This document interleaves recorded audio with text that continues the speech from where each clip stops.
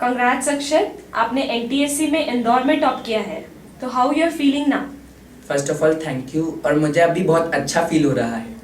मेरे पापा मुझे फोर्थ से कहा करते थे कि बेटा तुम्हें एनटीएससी में सिलेक्ट होना है, और आज मैं सिलेक्ट ही नहीं हुआ हूँ बल्कि मैंने इंदौर में भी टॉप किया है। तो आज बहुत कंफर्टेबल फील कर रहा हूँ मैं अपने दिल में।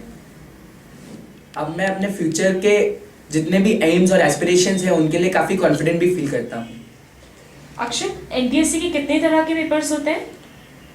देखिए, एनटीएससी के 2 टाइप के पेपर्स होते हैं, MAT that is mental ability test and SAT that is scholastic aptitude test. SAT की प्रिपरेशन के लिए क्या बातें ध्यान रखना चाहिए? सैट की प्रिपरेशन के लिए हमें सबसे पहले तो यह ध्यान रखना चाहिए कि हमें एनसीईआरटी के हर एक वर्ड को फॉलो करना चाहिए, क्योंकि एनसीईआरटी का हर एक वर्ड बहुत इंपॉर्टेंट होता है। मैथ्स और साइंस के लिए स्पेशली हमें 6th 7th 8th के कोर्स और कंसेप्ट के साथ थरो होना चाहिए, और 9th और 10th के कोर्स का भी आइडिया होना चाहिए। और हम सोशल और बायो पे ज़्यादा ध्यान दें तो बेटर है, क्योंकि उसका वेटेज भी ज़्यादा होता है और उसमें टाइम भी कम लगता है। उसके अलावा सोशल भी हमें 6th 7th और 8th तक का फिंगर टिप्स पे याद होना चाहिए। मैथ में कौन कौन से सेगमेंट्स होते हैं जिन पर ज़्यादा स्ट्रेस देना होता है आपके ओपिनियन में?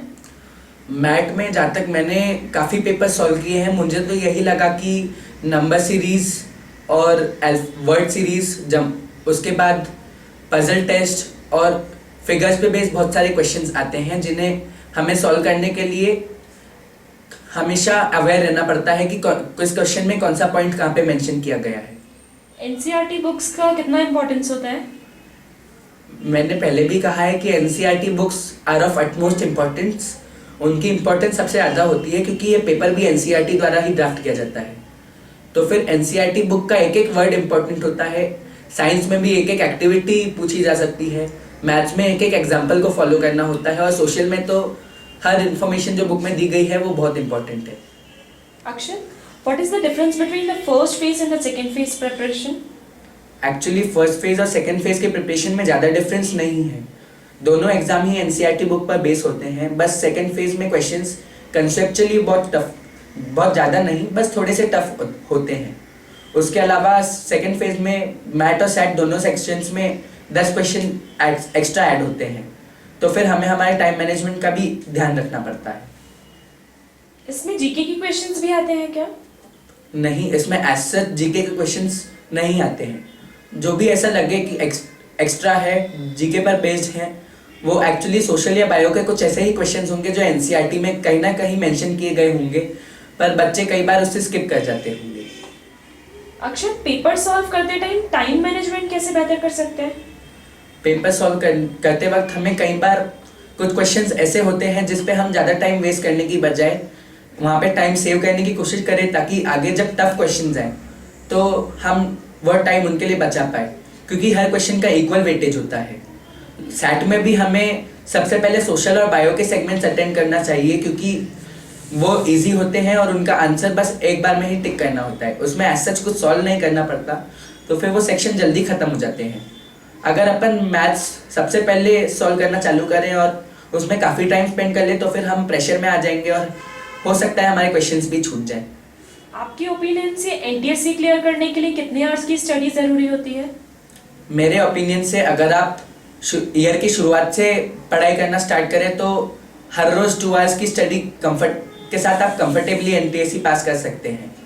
और आप स्टडी आवर्स को ग्रेजुअली इंक्रीज कीजिए ताकि आपका मैटर ज़्यादा कवर हो पाए। क्या आप टीवी, कंप्यूटर, स्पोर्ट्स, इंटरनेट पर भी इतना ही टाइम स्पेंड करते थे? टाइम कट ऑफ तो किया था, पर मैं एनटीएससी के पहले भी काफ़ी टाइम स्पेंड करता था। मैं कंप्यूटर गेम्स खेलने में भी काफ़ी टाइम स्पेंड करता था। बात यह है कि हमें इस एग्ज़ाम का इतना प्रेशर नहीं लेना है, पर हम जितना भी पढ़ते हैं मन लगा के पढ़ेंगे तो हमें ज़्यादा याद रहेगा और उसका फ़ायदा हमें ऑब्वियसली होगा।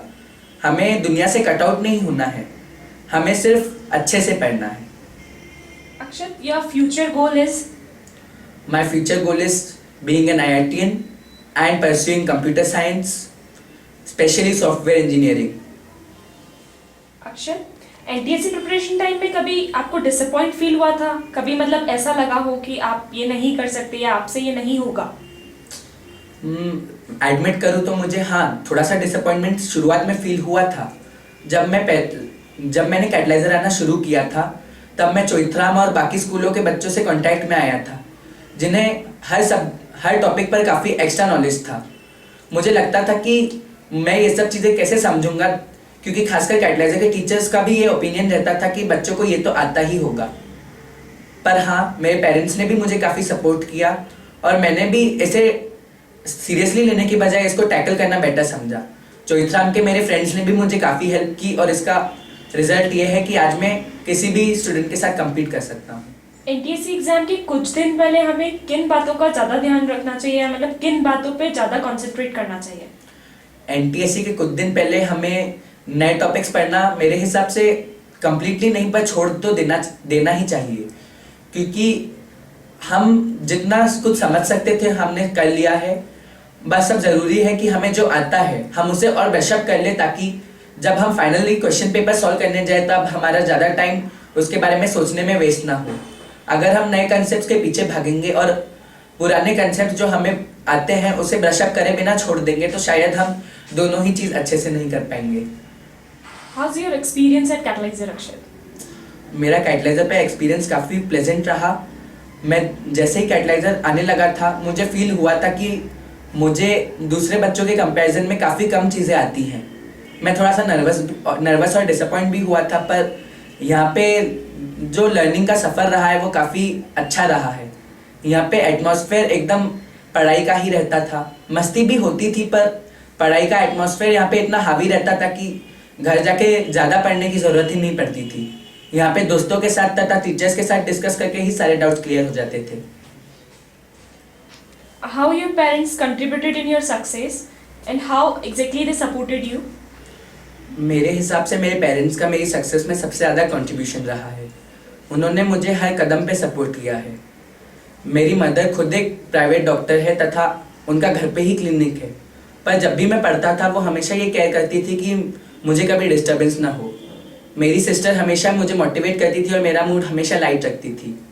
हम कई बार साथ में बैठकर मैथ का रिवीजन भी किया करते थे। मेरे पापा ने भी मेरा ध्यान हमेशा पढ़ाई पर रखने की प्रेरणा दी और स्पेशली वो मेरी पढ़ाई का काफ़ी ध्यान रखते थे। उन्हें हमेशा ये क्वेश्चन रहता था कि मेरा मैथ का स्टेटस कैसा चल रहा है, और मेरा 1 मार्क भी कम आता था तो वो मुझे उस मार्क के कम होने के कारण डांटते नहीं थे, बल्कि वो मुझे वो रीज़न पता करने को कहते थे कि मेरा मार्क कहाँ कम हुआ है और मैं उसे कैसे इम्प्रूव कर सकता हूँ। शायद उनके इसी सपोर्ट के कारण मैं आज यहाँ हूँ। अक्षत, अब से एनटीएससी एग्जाम 10th में हो गई है, तो आपके क्या व्यूज़ हैं ऐसे एग्जाम्स के लेके? एनटीएससी 10th में हो गई है तो मेरे हिसाब से ज़्यादा फर्क नहीं पड़ेगा, क्योंकि 10th में स्टूडेंट्स का ब्रेन भी 2 लेवल ज़्यादा मैच्योर होता है हमसे, तो मेरे हिसाब से डिफ़िकल्टी भी प्रोपोर्शनेट ही होगी। मेहनत उतनी ही करनी होगी, हमें उतना ही स्ट्रिक्ट रहना पड़ेगा। बस फ़र्क इतना है कि अगर हम मैटर कितना कवर करना है वो देखें तो वो ऑफकोर्स ज़्यादा ही होगा। जो हम 8th में करते थे वो हमारे लिए नया था और जो वो 10th में करेंगे वो उनके लिए उतना ही नया होगा, पर फिर भी आप अपने एस्पिरेशन और अपने होप से उसे क्रैक हमेशा ही कर सकते हैं। आपके टीचर्स और मेंटर्स को भी इस बारे में ज़्यादा आइडिया रहेगा, क्योंकि माना कि एनटीएससी 10th में पहली बार ही हो रही है, पर उन्हें ज़्यादा नॉलेज है कि एनटीएससी में किस टाइप की चीज़ें कवर हो सकती है। इसलिए जिस तरह कैटलाइजर ने मुझे गाइडेंस दी उसी तरह आप भी अपने टीचर और मेंटर से सपोर्ट लीजिए, उन्हीं से एडवाइस लीजिए। अक्षत, फाइनली समराइज करते हुए आप एनटीएससी एस्पिरेंट्स को कुछ मैसेज देना चाहेंगे, उनसे कुछ शेयर करना चाहेंगे? मैं तो बस यही शेयर करना चाहूँगा कि एनटीएससी में एनसीईआरटी का इम्पोर्टेंस सबसे ज़्यादा होता है, क्योंकि इसे ड्राफ्ट भी एनसीईआरटी ही करता है। उसके अलावा सिंसियरिटी और हार्डवर्क को आप किसी भी और क्वालिटी से सब्स्टिट्यूट नहीं कर सकते। अगर आपको सीरियसली उसे क्रैक करना ही है तो फिर आपको ये क्वालिटीज़ अपनानी ही पड़ेंगी। उसके अलावा आप हमेशा अपने टीचर और मेंटर के कांटेक्ट में रहिएगा, क्योंकि वो ही आपको बेटर गाइड कर सकते हैं। उसके बाद इस एग्ज़ाम का ज़्यादा प्रेशर नहीं लेना है, ये मोर और लेस हमारे स्कूल के कोर्स पर ही बेस्ड है, हमें जो आता है उस पर ही बेस्ड है, कंसेप्ट पर ही बेस्ड है। इसलिए हमें ज़्यादा प्रेशर नहीं लेना है और एग्ज़ाम को काम मन से देना है।